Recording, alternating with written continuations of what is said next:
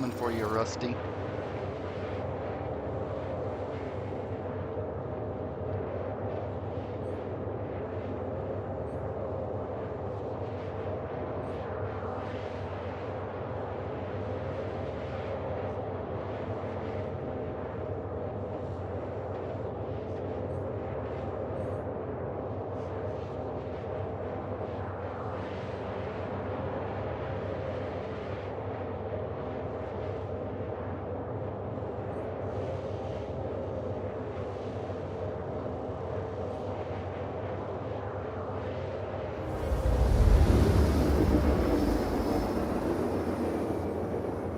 All right, Christian. Well, it's always a pleasure hanging out with you.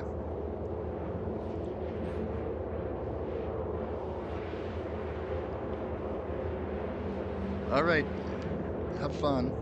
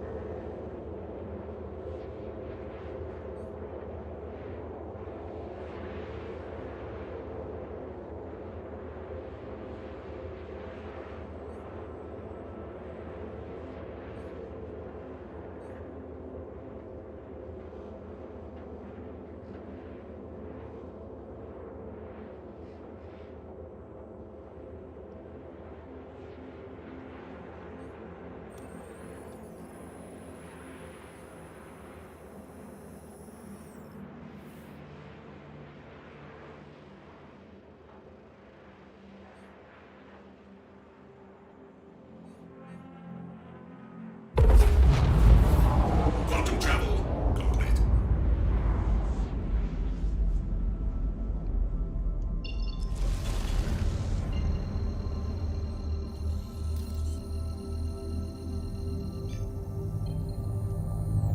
Quantum travel initiated.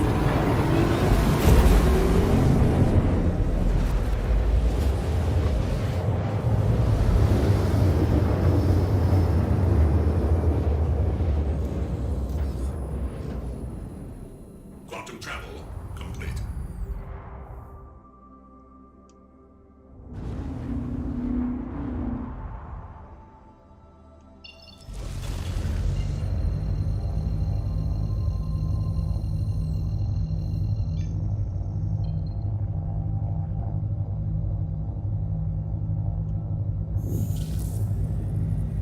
Quantum travel initiated.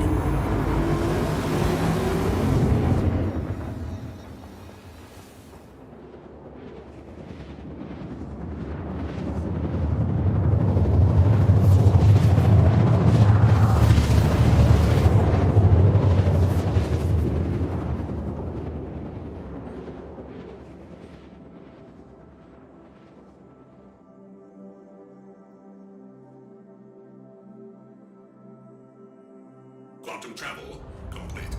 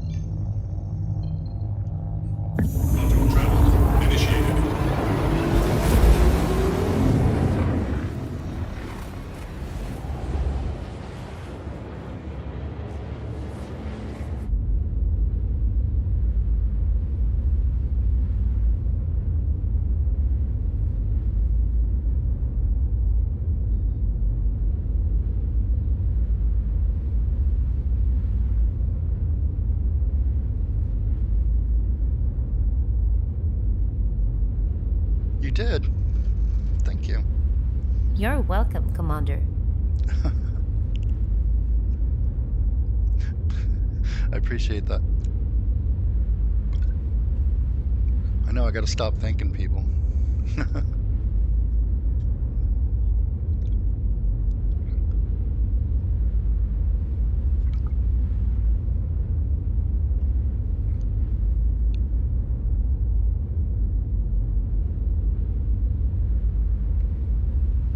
Yeah, I think I'm up to a whopping 14 subscribers.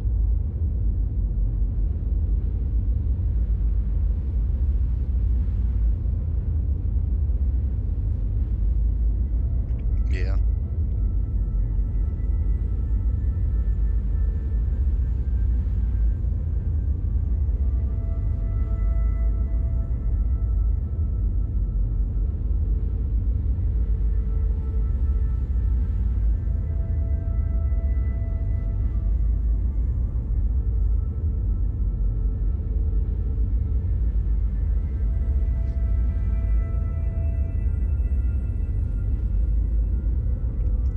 It looks like it finally stopped raining. Might have to actually go do some work.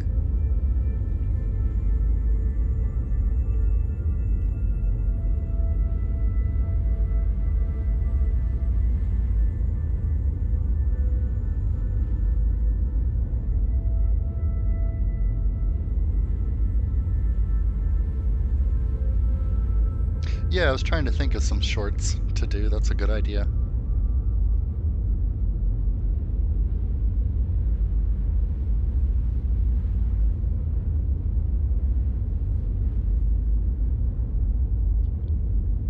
Yeah, that'd be a no-brainer.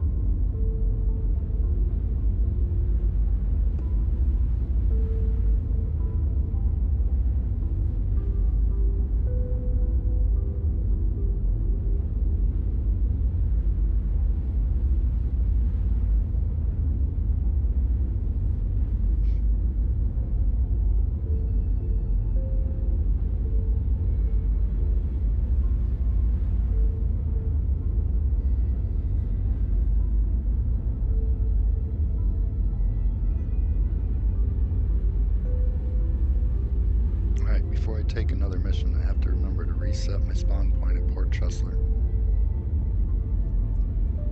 I was about to do that before, and that's when the game 30K'd.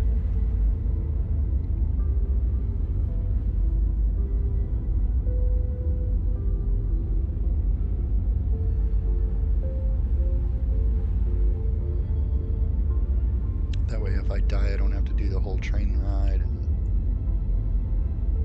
leave the atmosphere.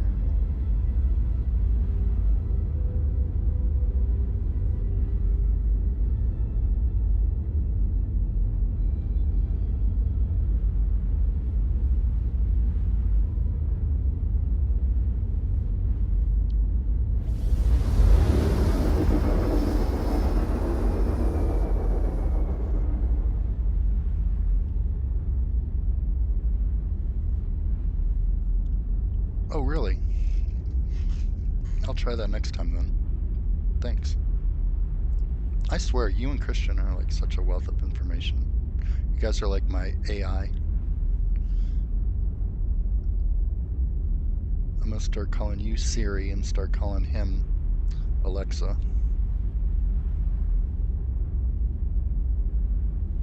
Or is Alexa only for Amazon?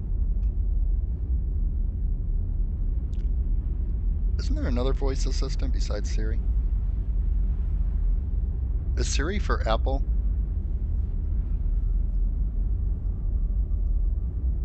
That's Alexa. So there's Alexa and Siri.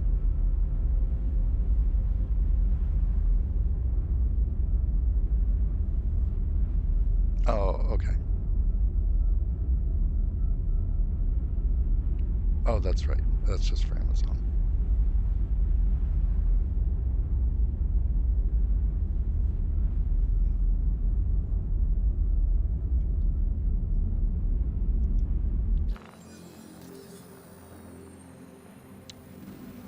I haven't heard that in a while. Wasn't that a Microsoft thing? Yeah, hopefully they remove that. Quantum travel complete. Oh, really?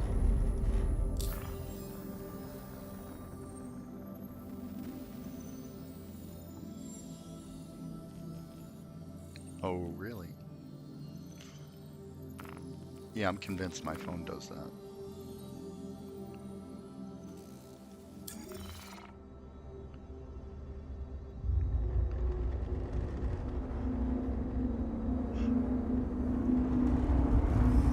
My wife and I will be talking about like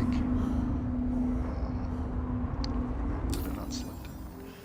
You know, just whatever we're talking about, and then we'll start getting ads for it on Marketplace or Facebook.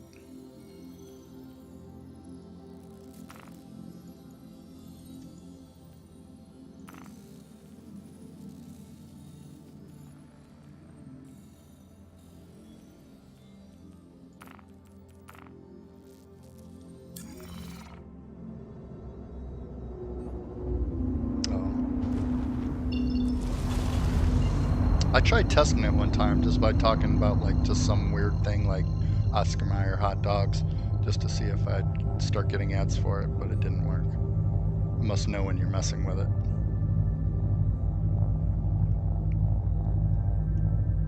Quantum travel initiated. Quantum travel complete.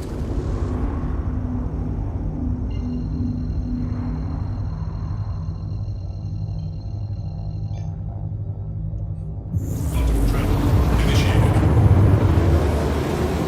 Quantum travel complete.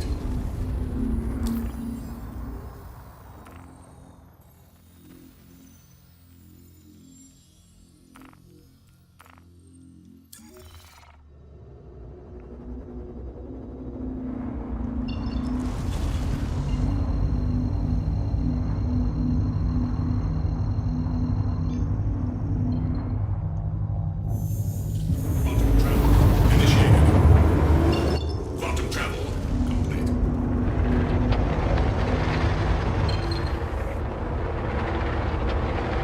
On YouTube? Okay. Welcome to my stream. YouTube is.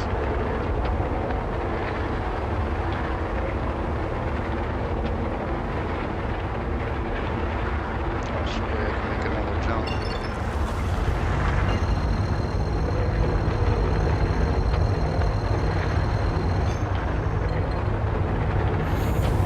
Quantum travel initiated.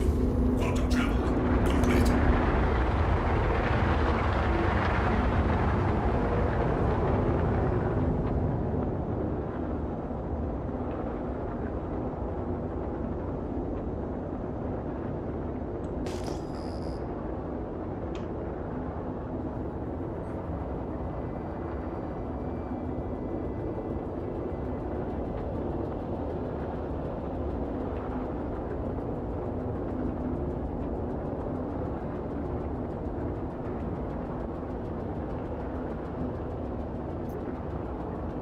This really is the best time of day to use big screen. All the kids are in school.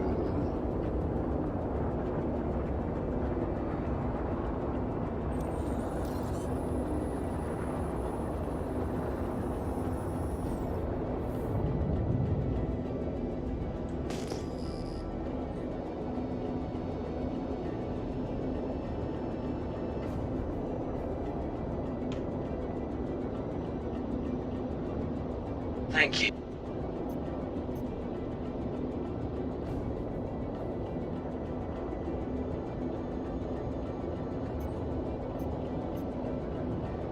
Please proceed to assigned landing bay.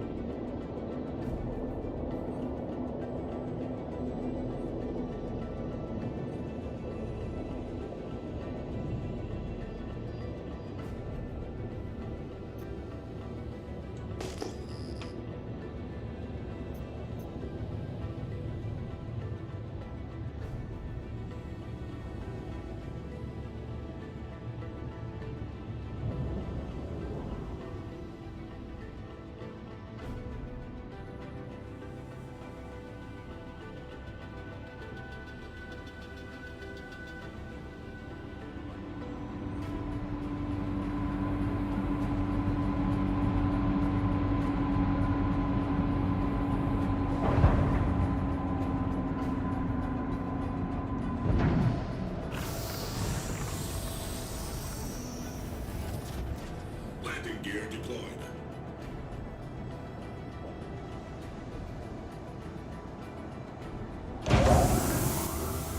Landing complete. Have a pleasant stay.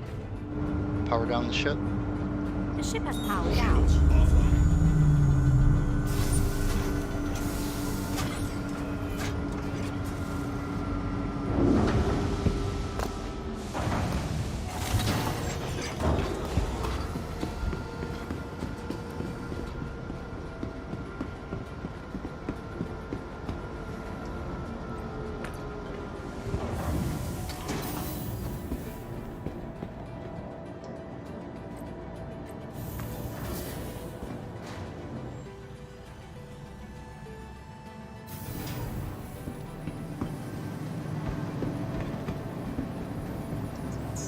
Welcome to the ASOP Vehicle Retrieval System.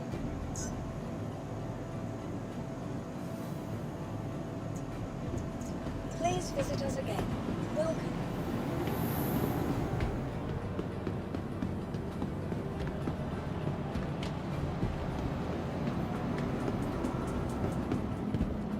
Delta RX, medicine isn't only about healing. It's about being your best. Oh, I don't know. Ask your med tech about optional medical services. I never heard of that, but could be.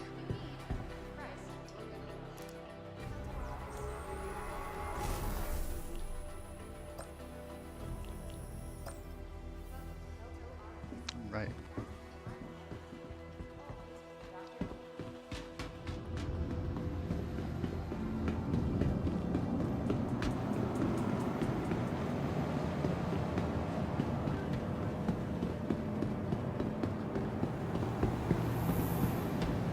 Hey, what's up, Commander? Hey there, Commander. Your insurance claim has been visit us again. Welcome to the ASOP Vehicle push to Retrieval talk word. System.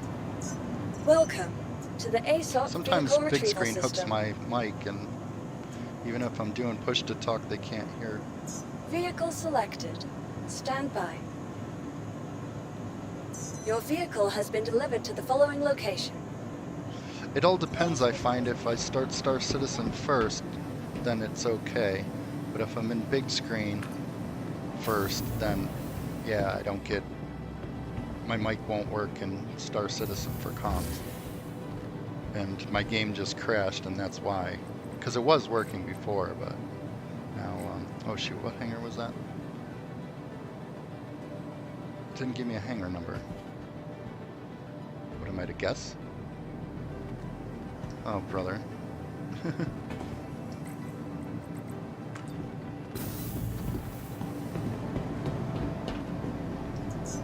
Welcome to the Normally it has a ASOP Vehicle marker Retrieval System. attached to it. Hangar 4. Please visit us again. Stop. I gotta calibrate my sticks.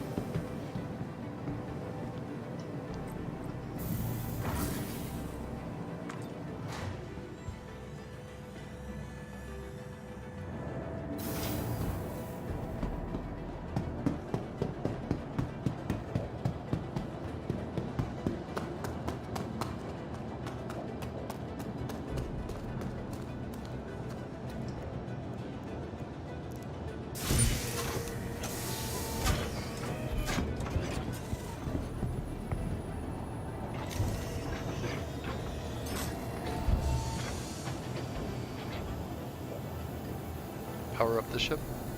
Running diagnostics. You are clear to launch. Stand by. Power system activated. Systems green. All onboard components have passed system checks. Says I'm good.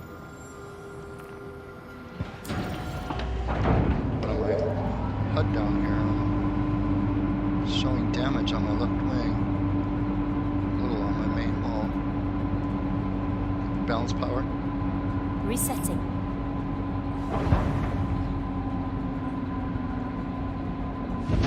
Shows me out of quantum fuel. Surely I can... Yeah, nothing. Well, hopefully that's not right. Because it shows me completely out of quantum fuel. Let me try tapping on it. Tap, tap, tap, tap. Yep, it ain't working. It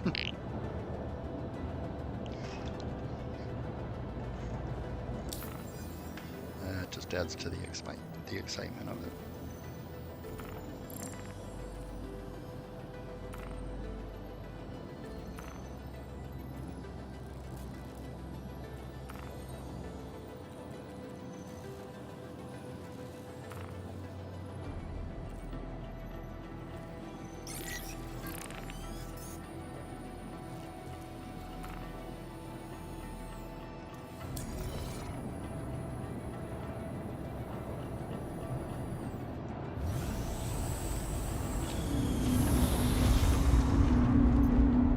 Landing gear retracted.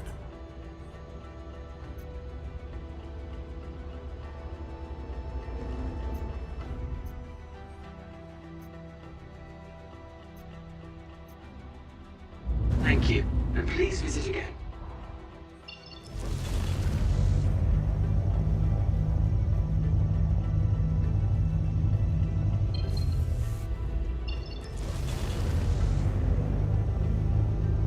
What are the dots where?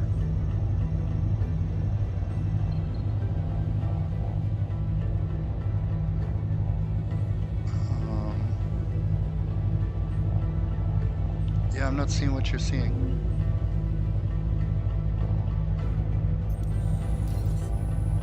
On the planet or in the sky?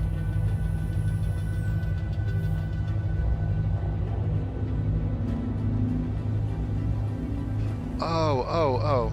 Yeah, no, that was just the, Oh, it might have been just a graphical anomaly, but I thought you were talking about the lights around the station.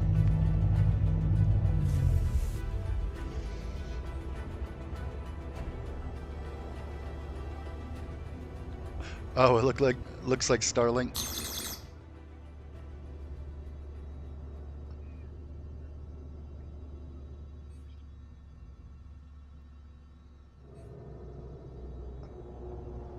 Still not seeing it. Chain of stars? Like in a straight line? Oh.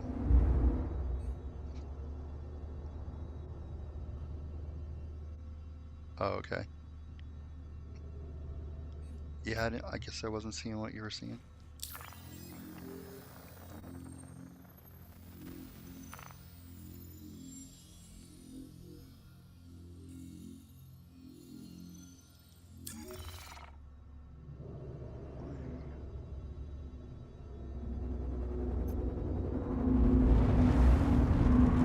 Why is it still targeting Port Trustler?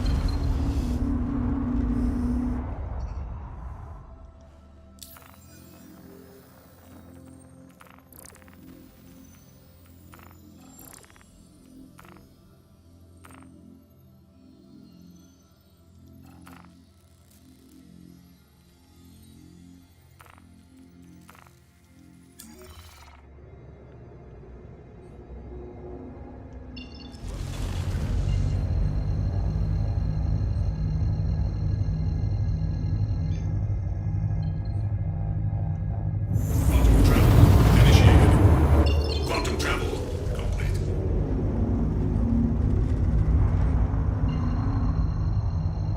Yup, it was out of fuel. Okay. That sucks. Oh, brother.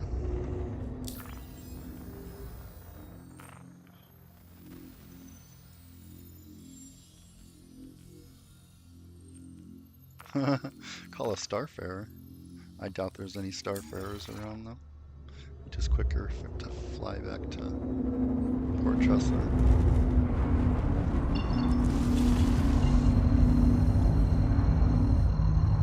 Hopefully this time when I land.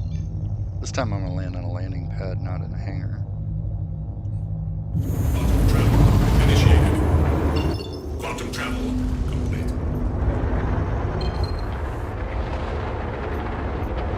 Contact.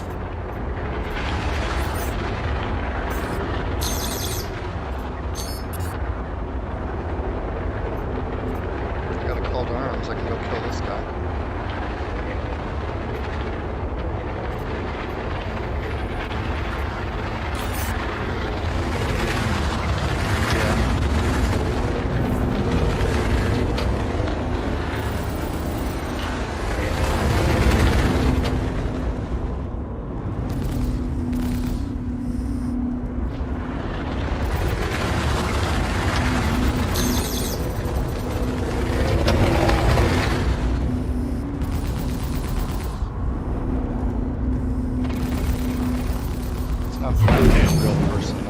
That might have been an NPC.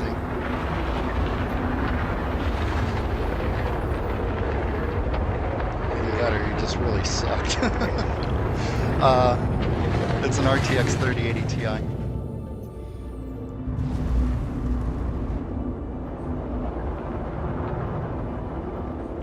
Not anytime soon. This thing's pretty much overkill for what I'm doing anyway.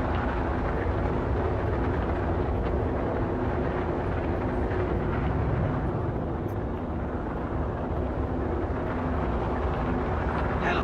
Yeah, at the moment, because it has to draw all these assets that I'm approaching the station. Once all the assets are loaded, it'll come back up. Alright, where the hell's the landing pad here again?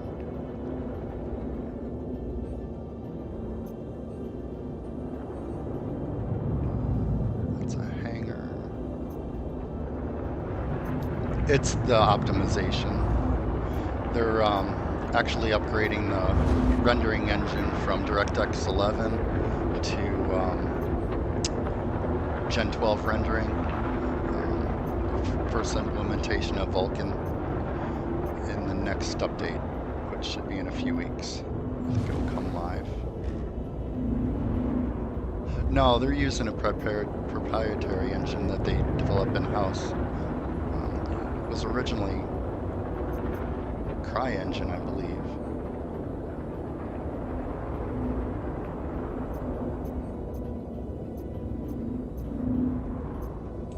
Can't see anything.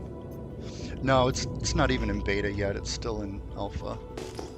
It doesn't have all of its game mechanics in it, gameplay loops in yet.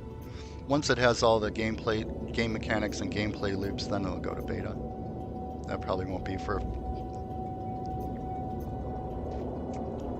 so far, yeah, they've raised over 500 mil. I believe during the last ship sale they raised another 100 mil or something, so it's probably closer to 600 mil at this point.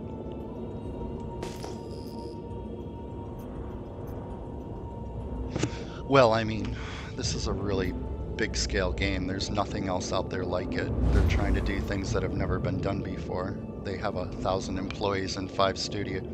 They have 1,000 employees now and 5 studios around the world, so you know, a lot of paychecks. Oh, there it is.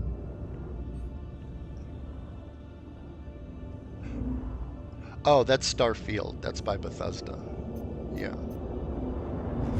Well, they're 2 totally different games. You really can't compare them at all. One's a single-player story mode game, and one's an open-world sandbox. You know, to make a no, it's not. It's Starfield's a single-player game. How am I not finding the hang? Did they get rid of the landing pads here?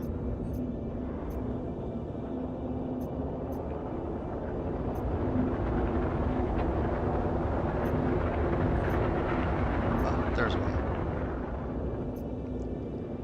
It's kind of hard to tell them apart from the hangars. At least here I don't have to request docking. I can just dip in, refuel, repair, rearm, and be out.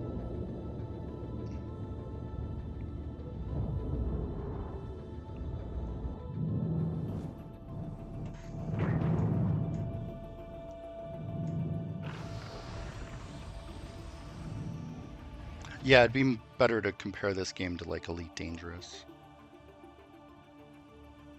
That's probably the most similar game to this.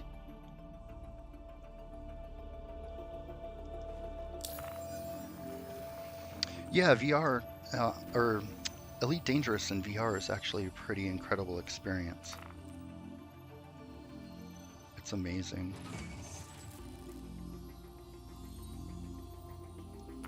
As far as I know, no. But don't hold me to that. You know, I'm running on old information. 100%. I'm sure someone's figured out how to use Oculus controllers with it by now, I'm sure. But you can't like use your fingers to actually like click on the buttons and whatnot.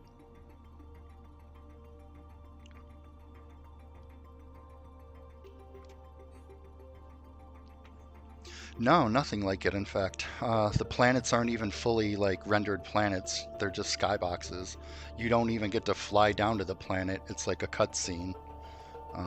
So it differs wildly from Starfield. I mean, don't get me wrong. I'm looking forward to Starfield. It's going to be really cool. It's going to be. I don't know, but it's going to be more similar to the single player version of this game. See, a lot of people don't know that they're actually creating two games at once. There's a single player campaign mode version of this game called Squadron 42. And that should be coming out within the next couple of years, they said. So it's almost done. They're just in the beta phase now. They're polishing and squashing bugs. So once Squadron 42's out the door, then they can bring most of their dev team back to work on Star Citizen. But as it stands now, the majority of their employees are working on Squadron 42 because they're in a push to, get it done and out the door. But that one is more similar to, that one will be more, that'll be more similar to Starfield. And even so, it might put Starfield to shame. I mean, they've spent from what I understand, they spent $200 million just on voice acting. Yeah, they got Mark Hamill in it, Gillian Anderson, and I believe I don't.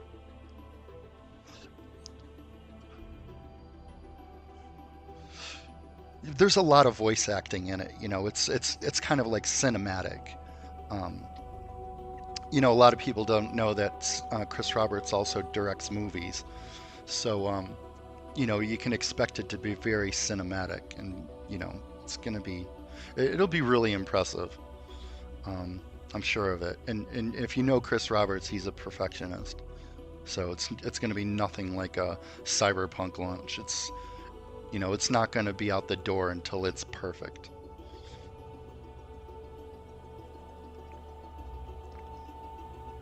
Yeah, I mean, to be fair, it's they kind of lost our trust over the years, but this company's doing things, but that's not it's not quite a decade. The crowdfunding began a decade ago, but the actual coding of the game didn't start till 2 years after that. So in reality, it's only been 8 years. And also, that being said, they got about a year and a half into coding before they realized, from what the story I understand is, they had some, young, talented, new employees from, fresh out of college or whatever. And, they came to the team and they're like, yeah, we could do it this way. We could go about it this way. But if we did it this way, we could really future-proof it and, make it more scalable. And, I guess from what I understand, they were kind of looking at each other and they're like, yeah, he's right. So they basically threw away a year and a half's worth of coding and started over. So all that being said, it's only been in actual coding development seriously for about 6.5 years. 7 at the most. And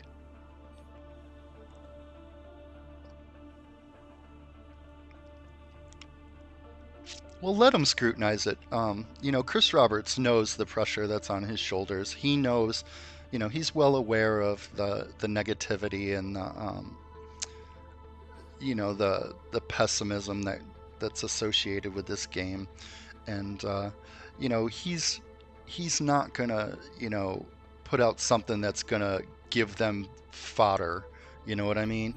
He's gonna make sure it's right, to minimize any naysayer or critics.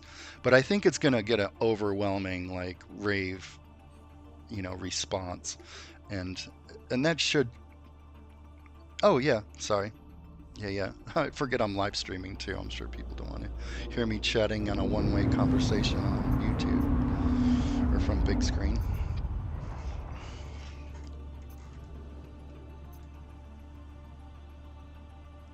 Oh, there's tons of clouds and skies. This game is so beautiful. Yeah, it's got atmosphere. It basically brings to the table that everything Elite Dangerous didn't. You know, you got your atmospheric worlds, you've got your ship interiors. Hey, you got you you guys know what to do.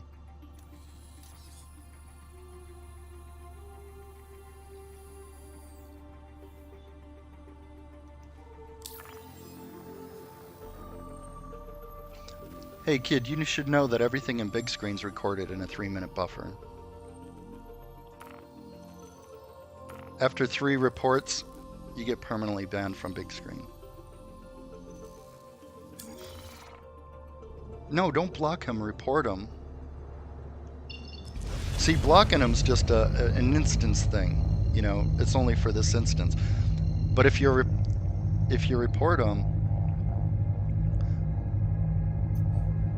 then we can clean up big screen and we'll get a lot less of that.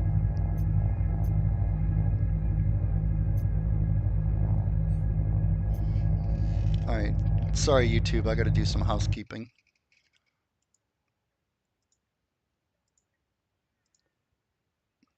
Also, this is an 18 and over room. So if you guys put that he refuses to leave an 18 and over room, then he, you know, they'll take care of it faster because then they become liable.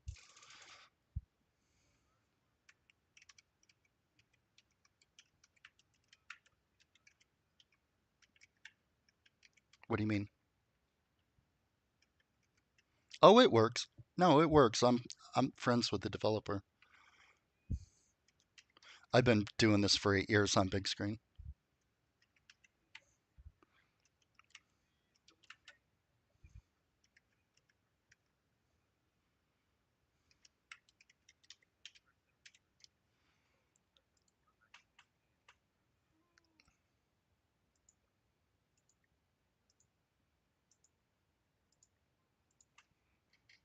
All right, sorry about that, guys.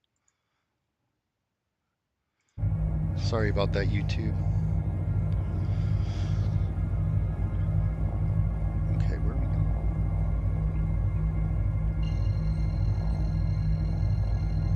Oh, you want to go down to the planet? Let me go do this mission first. Quantum travel initiated. Quantum travel complete. Landing gear retracted. Actually, that mission's not going anywhere. We can do this. Yes. Yeah, in fact.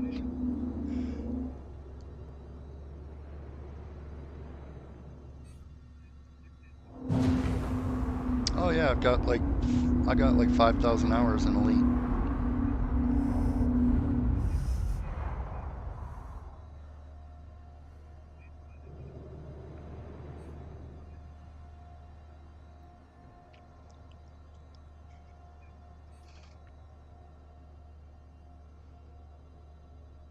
Yeah, let me untrack my target.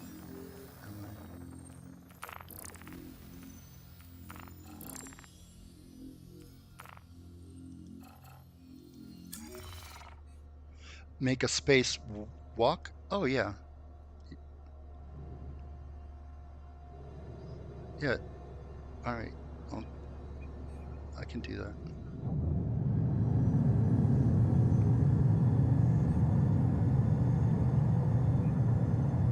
It's going to support VR. It doesn't support it at the moment. At the moment, not, but it's coming in the future, near future.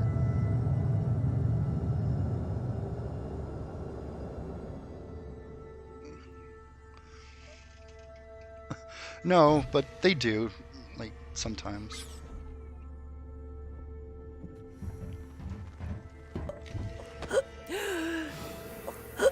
Oh wait, do I not have my helmet on? Oh, I didn't wear a helmet. Oh, I'm an idiot. I thought I had a helmet on. Oh, I almost died. Oh, I'm incapacitated.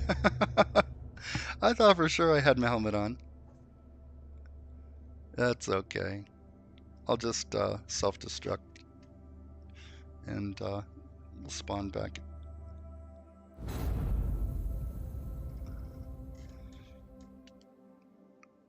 Oh, I should have self-destructed this ship. That would look better.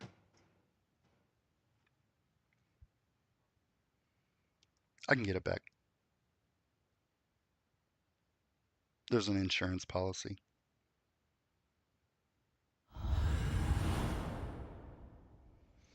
It's not.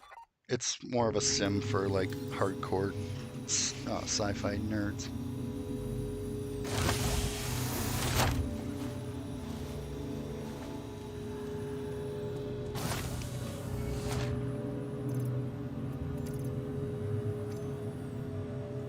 Mm-hmm.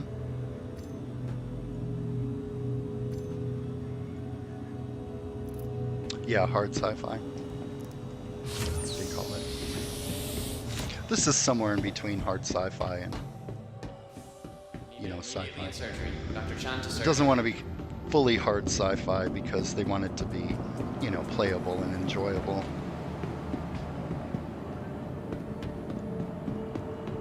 Well, not about real, but like I think they toned down all the Newtonian physics. Welcome to the ASOP Like the vehicle flight retrieval assist off system. isn't as Newtonian as it could be.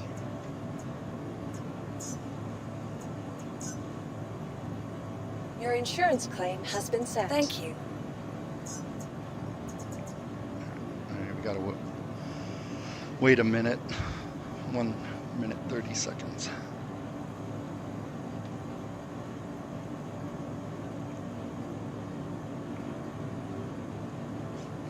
No, that's the Aegis is the manufacturer, Gladius is the make. I haven't named the ship. The ship? I bought it in game. I think it cost like 1.5 million, something like that.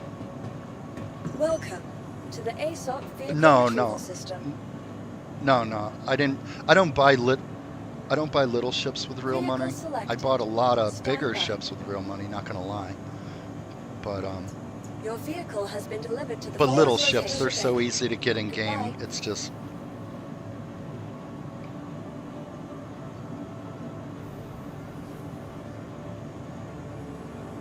Oh, well, the biggest one. Well, the biggest one you can the players. No. The biggest one you can buy is the Javelin, and it takes. All right, take care. It takes 83 crew members, I believe, to crew it fully, and it costs, if you buy it with real world money, I think it's $3,000.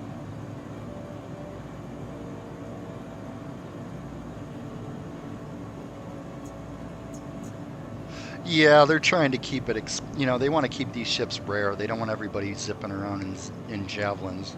So they just, they keep them rare. Or they're trying to keep them rare, I guess you should say. Vehicle selected. Stand by. Your vehicle has been delivered to the following location. Yeah, I got like 65 friends in game. If I remember correctly.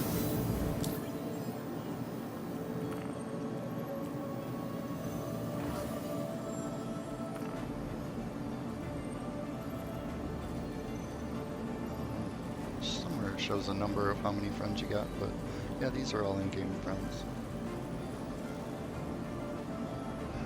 Eventually it's all going to be one big instance. So there won't be instancing or matchmaking. Everyone that's playing the game will always be in one single instance. And that's what's really going to separate this game from any other MMO. It is. It requires this technology that they're developing called server meshing. So, yeah, so you know, like how like historically in MMOs you might have like, 300-400 people per server, in a single instance, but the game might have like 5,000 or 10,000 people online at any given time, but they're all broken up over separate instances. So what this game is trying to accomplish is all those servers you know, where you would like seamlessly move through one server to the next without any. Hey kid, this is an 18 and over room though. I'm sorry, I'm gonna have to ask you to please leave. Okay, thank you. So, yeah, You are clear to launch. if they can pull off server meshing, it'll be amazing. It'll feel so alive, not just a bunch of NPCs, but lots of real players, you know, in the starports. And it'll make the whole PvP gameplay so much more fun. Yeah, they've thought about it, and I think they've even tried like certain levels of, you know, trying to create their own versions of server meshing, but no one's been able to pull it off yet. But then again, other studios haven't had, you know, the funds that this game has. You know, those games are restrained by, you know, shareholders and board members, you know, saying how much they can spend on the game, right? Like, they don't have unlimited funds. Whereas this game, you know, has like virtually unlimited funds.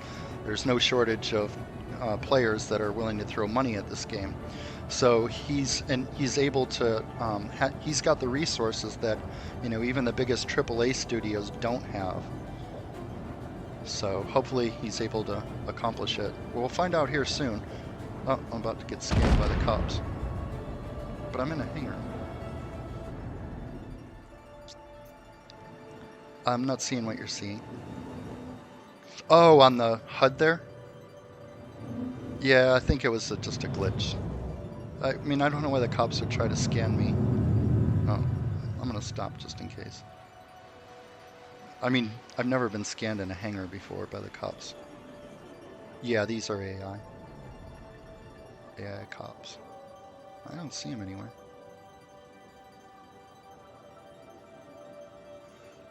Then I'll be wanted. I'll have a bounty on my head. Which isn't a big deal. Oh, there he is right there. Alright. Everything He's checks out. seeing if I'm wanted, Ready to or go. if I have anyone wanted on board, or if I have any stolen items, or if my ship is stolen.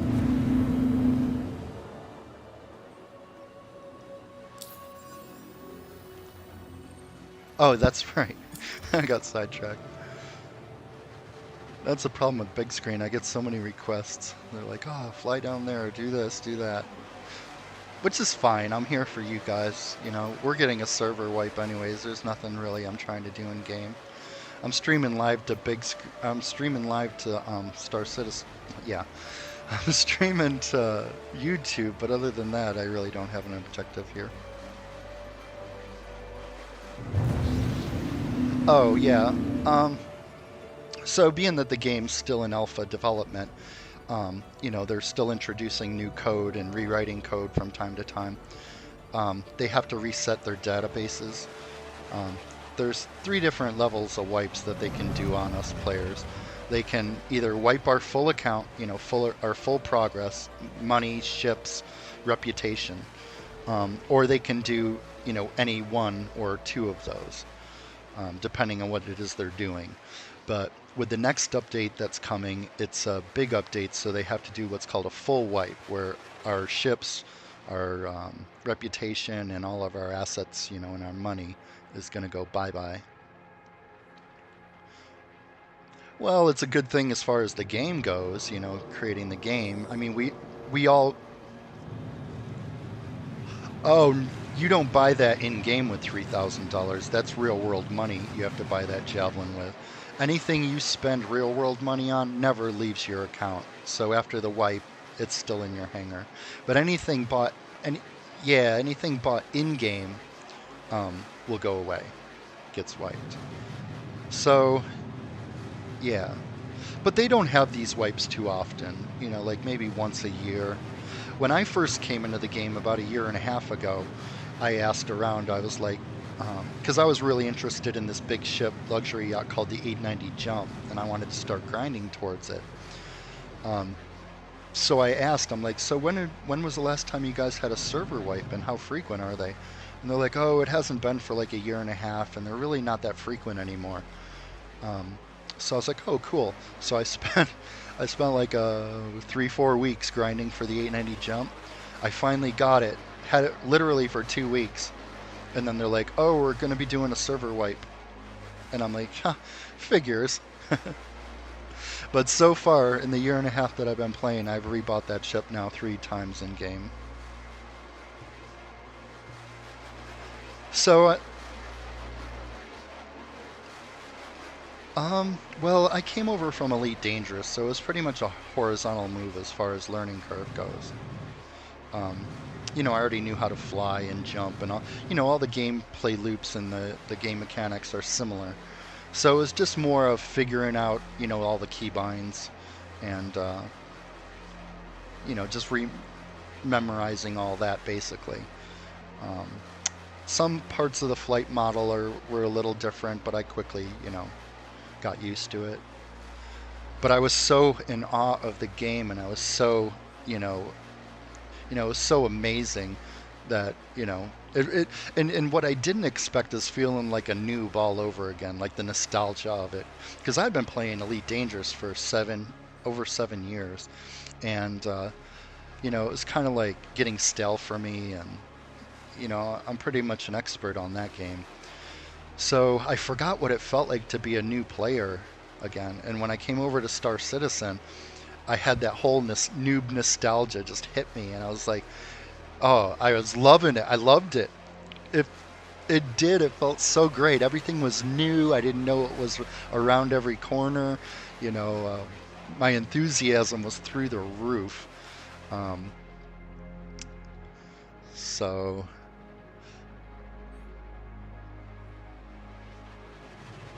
well, I had the 1080 Ti still at that time, and then and I was ready for a new build. I basically rebuild my computer every 5-6 years, and I was at 6 years. So, but the time I had done it was at the peak of graphics cards. Like, I spent $2,000 on that graphics card, and I really was not happy about that. But I loved. No, I bought it on Newegg, in fact. But even they had their prices all jacked up. Actually, it was a little under $2,000. It was like $1,900 maybe. But still, yeah, I spent about $600 more than I should have, I think. Or maybe $500 more. But you know, I didn't care. I wanted the best equipment to play this game because I was. Or actually, my 1080 Ti. I'm not gonna lie. My older rig. It plays it just fine. It played the game fine. Yeah, it's still a great card. Yeah. Oh, I didn't sell it. I still have my older gaming rig. I pretty much never sell my computers. I got like 22 computers. But the problem was I like streaming in big screen. I've been streaming my gameplay in big screen for 8 years. So it wouldn't do Star Citizen and stream in big screen. So I knew that if I wanted to continue streaming and keep my following in big screen, I was going to have to bite the bullet. And so did you notice that we flew down to this planet and there was like no loading screen, no cutscenes, no fade to blacks? It's kind of hazy right now.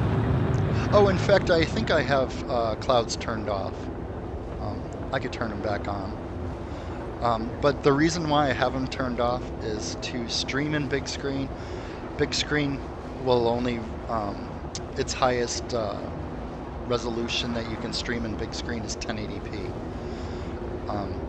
And I have a 48-inch OLED monitor that I normally play in 4K. So when I play in 4K, I turn the clouds back on because they look really good. But the problem is in big screen at 1080p, the clouds look really pixelated and crappy. So I turn them off when I stream in big screen. But you can see down here, there's, you know, fog, and there's definitely particle effects and volumetric effects still. But still, we have the atmospheric worlds that Elite Dangerous refuses to give us. Hey, congratulations.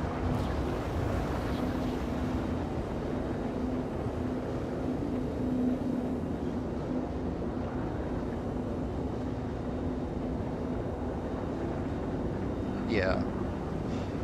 Now the prices have finally come back down to at least something more normal.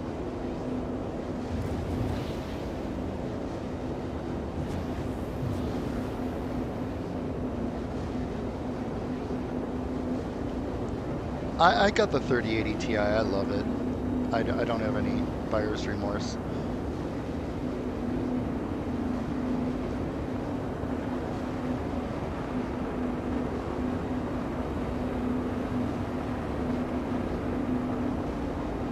Even the water droplets on the windscreen don't look as good as they do in 4K. Like, if you really want to see this game in all its glory, get on a 4K monitor and then start like search on YouTube for some 4K Star Citizen gameplay, and it looks like Unreal Engine.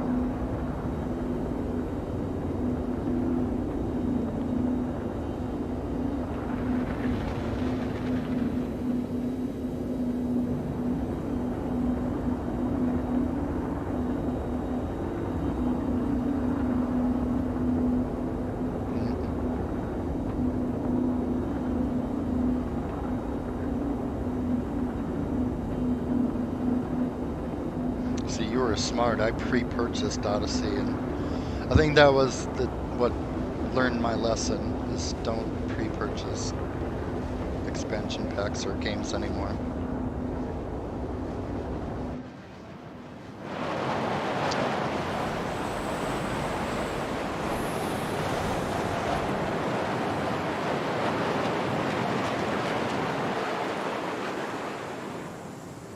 You should see the sunsets on this planet. The sunrises and sunsets on Microtech.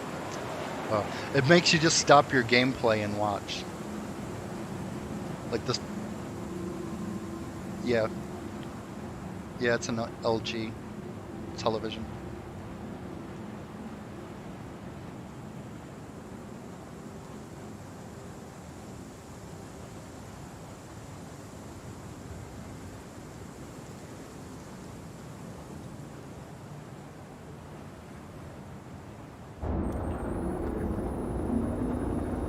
Yeah, 3.18. Yeah, I'm looking forward to the salvaging mechanic. Can't wait to try that out. Yeah. Well, it's a new gameplay loop that they're putting in the game, so now we can salvage wrecked spacecraft and vehicles.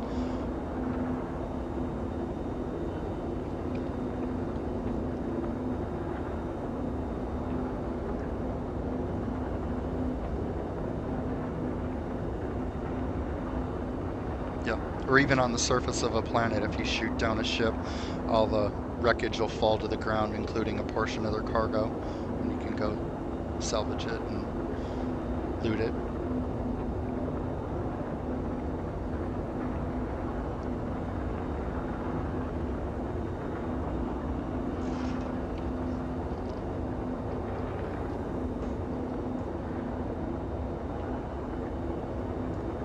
Yeah, that's another thing that separates this game from everything else. Is another technology they're working on is called persistent entity streaming, and that'll keep things persistent in the game.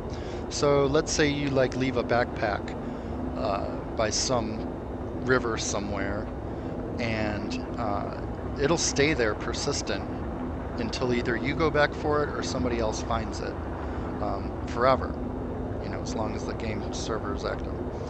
So yeah, it's really going to add to the like people are going to leave geocaching and, you know, Easter eggs, and it'll really add to our crafting too of our bases. Like when we have base building, you know, we're really going to be able to put objects in locations, and, you know, they're going to stay there, and everything's physicalized in this game. Like our ship components, like our power plants, our jump drives, our shield generators.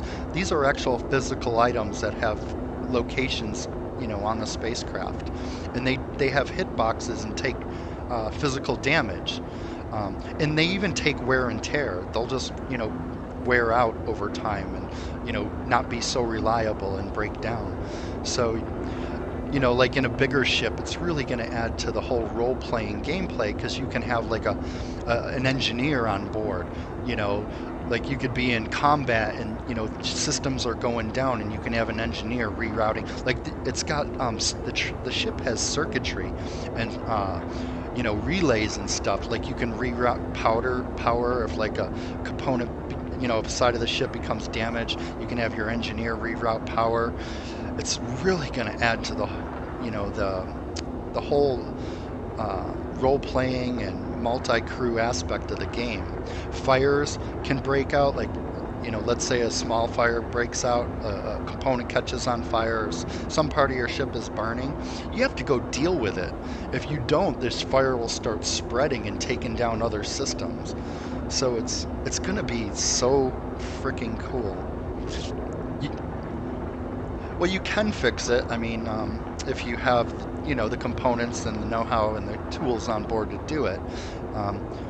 And if you, more importantly, if you have a crew member to go take care of it.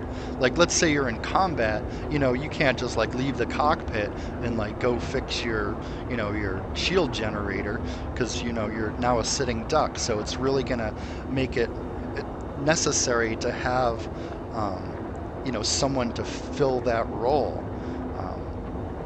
So just as important as having guys in the turrets running the turrets, it's going to be just as important to have, you know, an engineer, you know, to take care of the health of the ship.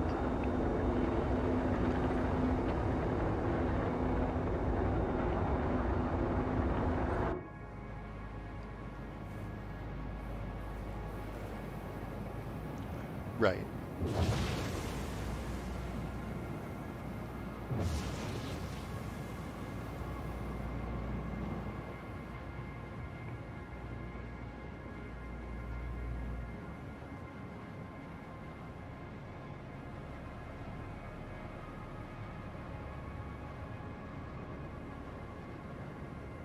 But when they upgrade the graphics engine, it's going to allow for ray tracing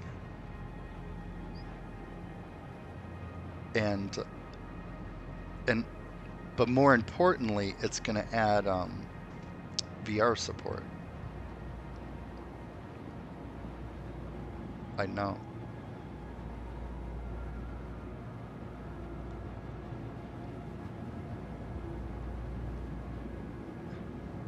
Well, I don't know about that. People are doing it in Vorpex right now, and it looks really good. Yeah, and also with the new graphics engine, there's one thing you're not taking into account is that Vulkan's way more efficient than DirectX. So it's going to be less of a load on the computer's resources. So it's going to give it the right, but it's going to give it that graphics overhead that it currently doesn't have. And then when you factor in the optimization that the game hasn't, you know, really gone through yet, it's just basic optimization right now. Like, as far as, you know, they're optimizing and bug squashing, they do just the bare minimal, you know, to keep the game playable. They will take care of anything that's game breaking, but anything that's like quality of life, they'll tend to, like, you know, overlook it for now because, you know, when you're working on a, you know, a piece of software and you're changing the code, it doesn't make much sense to start chasing bugs because changing code just reintroduces more bugs and, you know, changes things. So if they were to just keep, you know, trying to chase bugs at this point, you know, they would be wasting their efforts. They would be, you know, putting their resources in the wrong places. So, you know, we have to deal with, you know, the bugs for now, but in my experience, most of them just seem to be, you know, quality of life things. You know, nothing really game breaking. To be honest, half of them are hilarious. You know, it really, like the other night, we were there was a few of us trying to do some multi-crew stuff, and it took us about 3 hours, you know, to get going to where we actually could do, you know, our intended, objective. But just to like somebody like accidentally dying on an elevator, and you know, there was, you know, there's always like something that, you know, makes your preparations take, you know, twice as long.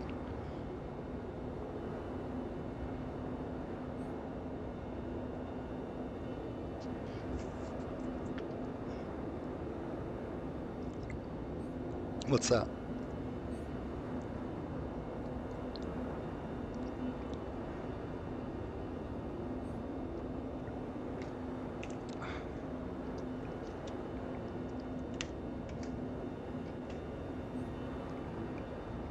Right. Yeah.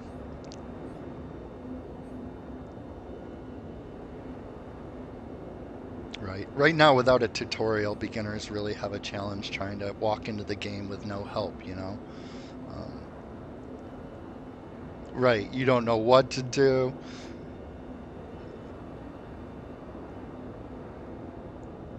Yeah.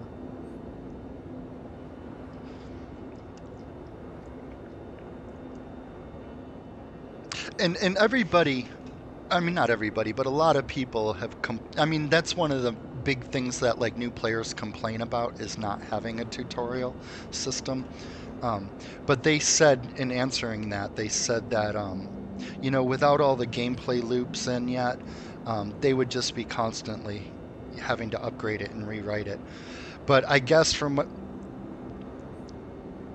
yeah,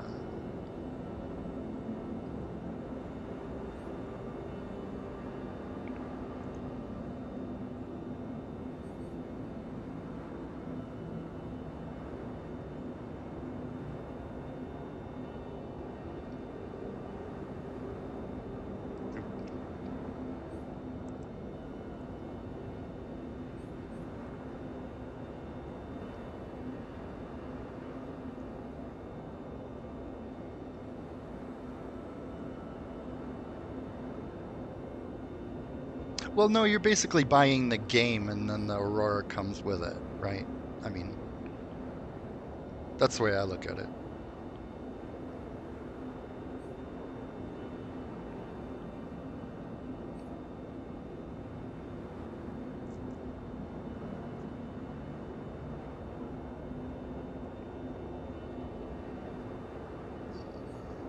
Right.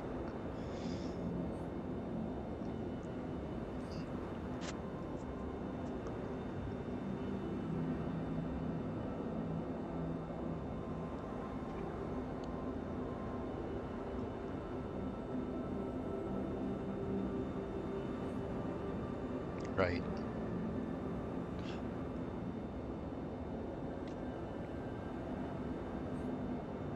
Doesn't it? And it feels, and it felt tacked on. Yeah, I agree.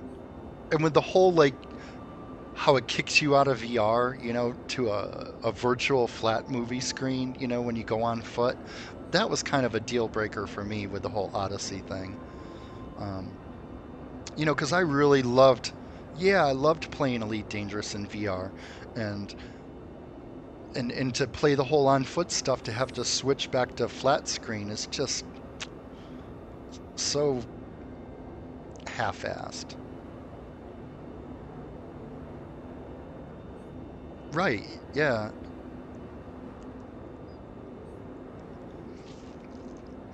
See, I agree. And here's the problem that I had in my experience with the whole Odyssey thing. All right, so before Odyssey came out, I was almost like ready to stop playing the game because I'd done everything. I'm triple elite. I got a fleet carrier. I got like 23 fully engineered ships.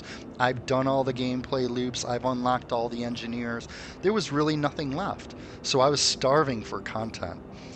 So then they announced fleet carriers. And I was like, "Oh, cool! Finally, we get a capital class ship. Okay, this might keep me interested in the game a little while longer." So I spent, you know, the next year grinding, so I would have enough money to buy a fleet carrier when it came out. And then the fleet carriers came out. And then I was like, wait, you mean we don't have a bridge? You mean to tell me we gotta do our jumps and control the ship from inside the ship we just landed in? Or, that we landed, we couldn't get like out of our ship and do anything in the fleet carrier. We were just like stuck in our ship still, right? And I'm like, and then I was like, wait, you mean to tell me we don't even see the jump? We could just get to hear it? I'm like, I was pissed. I was like, this is so half-assed. And then I finally calmed down and I was like, well, wait a minute. Maybe this is just tier 1 of fleet carriers. I mean, it seems like incredibly stupid that they're not going to A, give us a bridge, B, let us walk around our fleet carriers, and C, or, not let us see the jump. I'm like, these are 3 things that need to be fixed. Otherwise, this fleet carrier is dumb as hell. So I was like, maybe this is tier 1, and then, there's going to be a bridge. It's just that they rushed it out, or for whatever reason, we don't have the bridge yet, but it's going to come. So I gave him the benefit of the doubt, because I was a fanboy, not going to lie. I bent over and I took it. So then they started talking about Odyssey. And then they're talking about how this was going to be the biggest expansion ever to the game. And I'm like, yes, okay, this is going to bring us ship interiors. Our fleet carriers are going to have insides. We're going to have a bridge. Maybe we'll have atmospheric worlds and on-foot gameplay.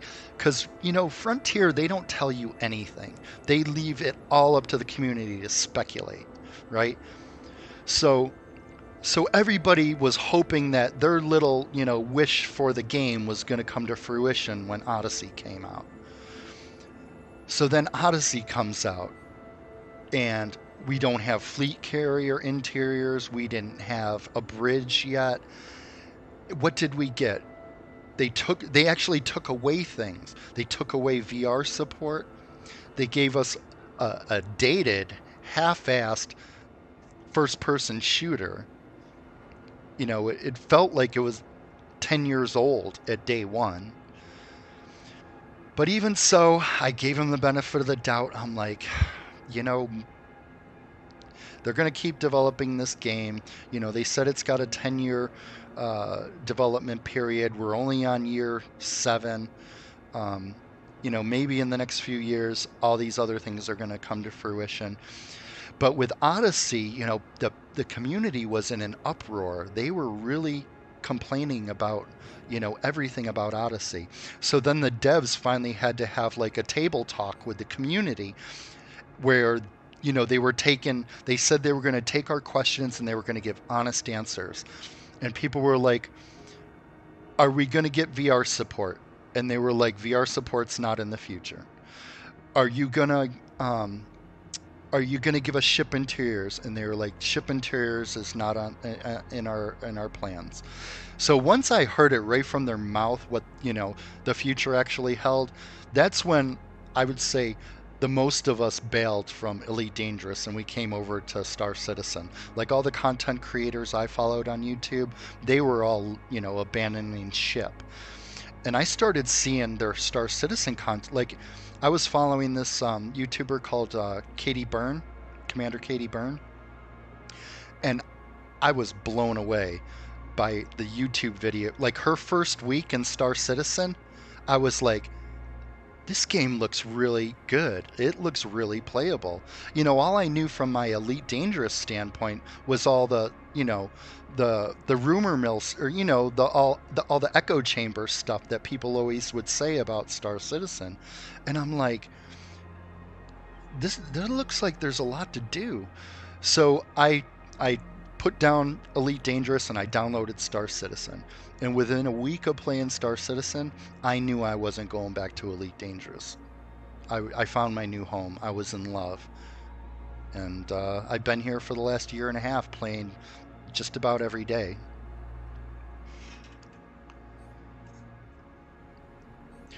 My wife? Oh, she doesn't care what I play.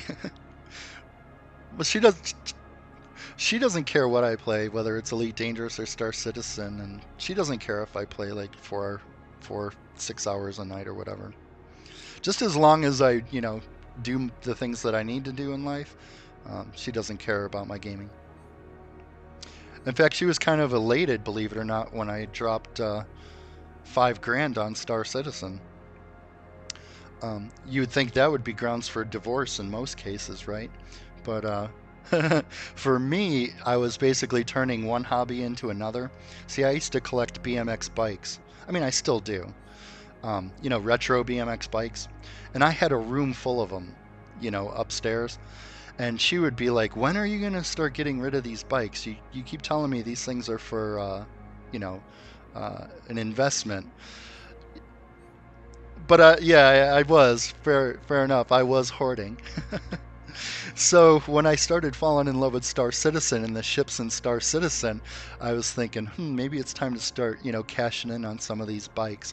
So I sold off about 2/3 of my bike collection, and my wife couldn't have been happier. She's like, finally, we get our upstairs bedroom back.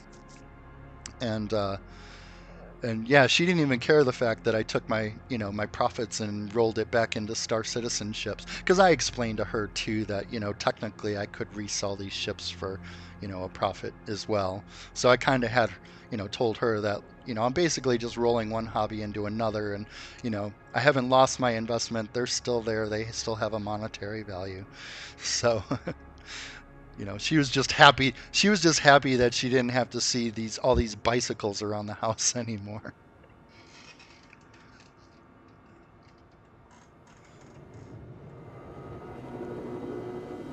Well, they wouldn't. I mean, why would they? So that's kind of like well, if they did, I'd be upset. Sure, but I think a greater probability would be World War III and no more networking. I'd lose my ships that way too.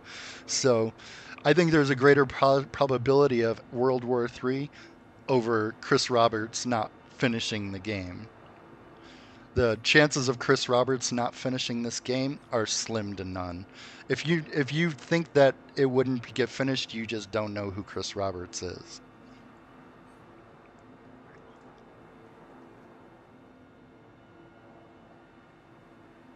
Well, me too. I was an Elite Dangerous fanboy. I used to talk mad shit about.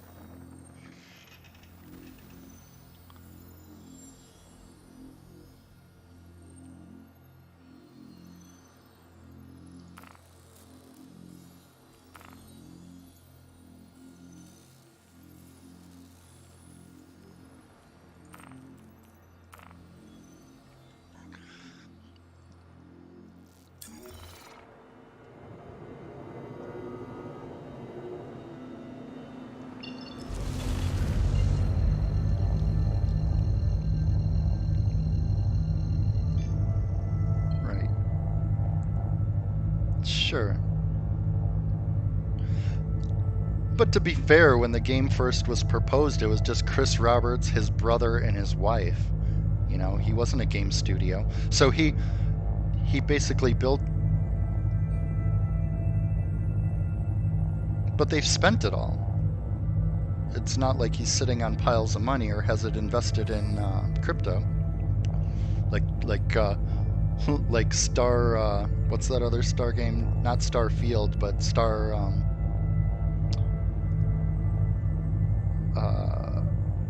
no. It's another Star game. It starts with the name Star. No. It's Star something. Not Star. Atlas. Star Atlas. The big NFT scam game. Have you heard about that game? Okay, so they raised millions of dollars too, right? But they took all their money and they put it into crypto. And then remember last month when crypto crashed? They lost 90% of all the investors' money. So now they don't even have enough money to make the game. So they have to now refund, come up with a way to now fund the game again. So yeah, that game's kind of screwed, Star Atlas, unless they figure out how to get all that millions of dollars back.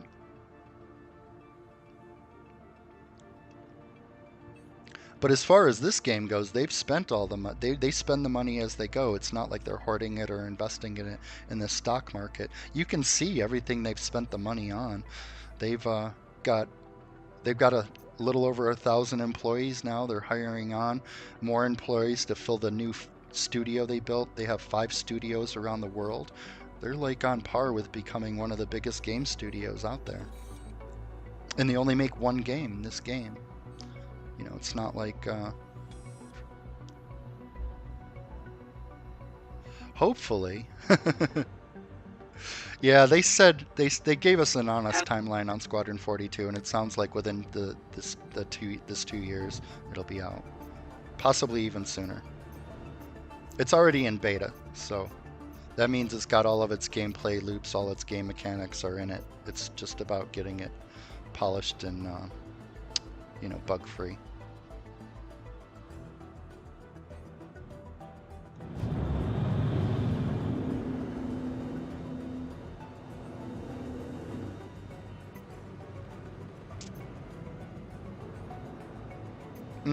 A docking computer. It does have a self-land mode. You have to just, you know, get like right over the hangar. Oh, I didn't even see that. You know, get close to the hangar, like right over it, and then press, I don't remember what the keyboard binding is for it. But yeah, there's an auto land feature. I've never used it because I already knew how to land from Elite Dangerous, so I enjoy landing.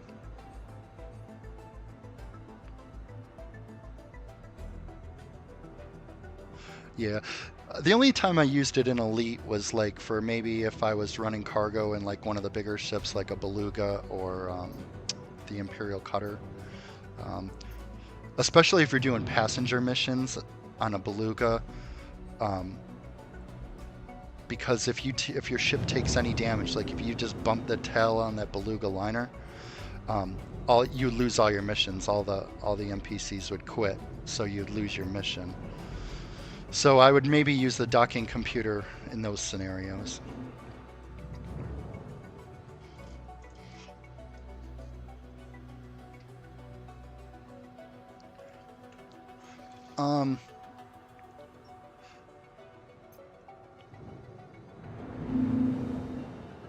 Mm-hmm. Oh, there it is. Mm-hmm.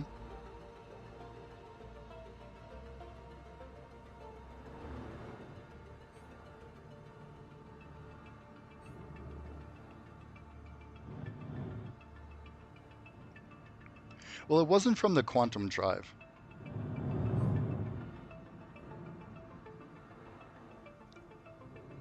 No, it wasn't the Quantum Drive necessarily doing it. I mean, I don't know unless they've already started implementing those mechanics. I know our ships are going to start taking wear and tear, like even the paint jobs, similar to how like Elite Dangerous's paint jobs. I mean, we have a combat damage mechanic where, you know, in combat, your ships take damage, and you know, like how on the Anaconda was the only ship that had a damage model in Elite. Well, all the ships in this game have damage models, so when you're in combat, you know, it'll get bits and pieces blown off, and you know, you can see the laser damage, and there'll be holes, and it'll be sparking and burning, and you know, all that. But as far as doing quantum jumps, I don't know. I mean, don't hold me to it, but I don't know that there's any damage model for the jumps, because I haven't witnessed it on my paint job or anything yet. Yeah, see, the paint on this is pristine.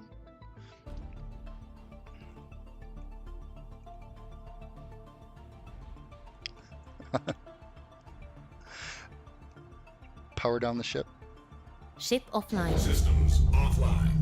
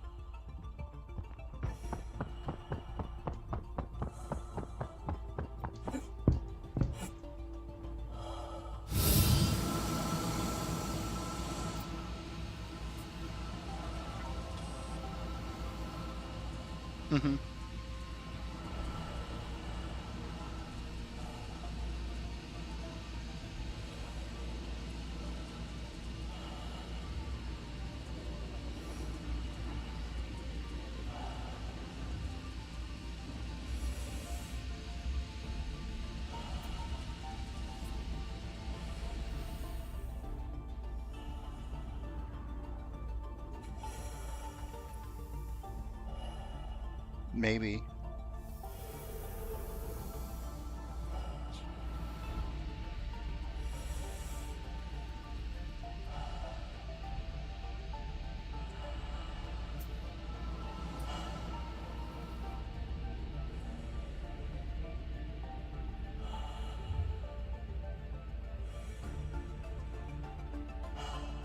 Yeah, regen. Respawn.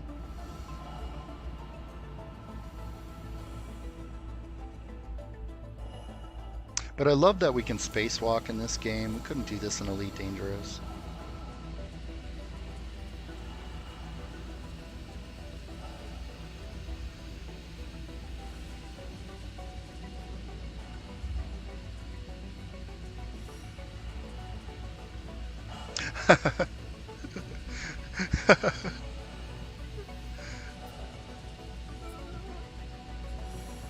No, that'll... Yeah, that'll be eject. It'll say eject for that, to exit the ship like that. Yeah, exit would just mean get up out of your seat.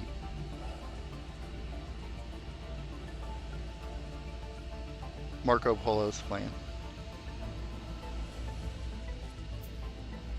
Yeah, I'm your host. I'm not even in big screen. I'm streaming to big screen. Star Citizen? About a year and a half. A little over a year and a half.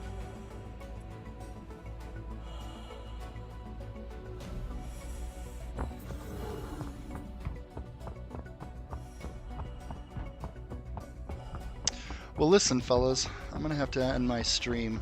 I have to do real world things.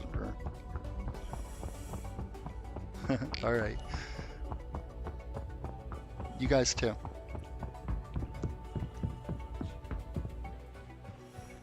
And anyone on YouTube, thanks for watching.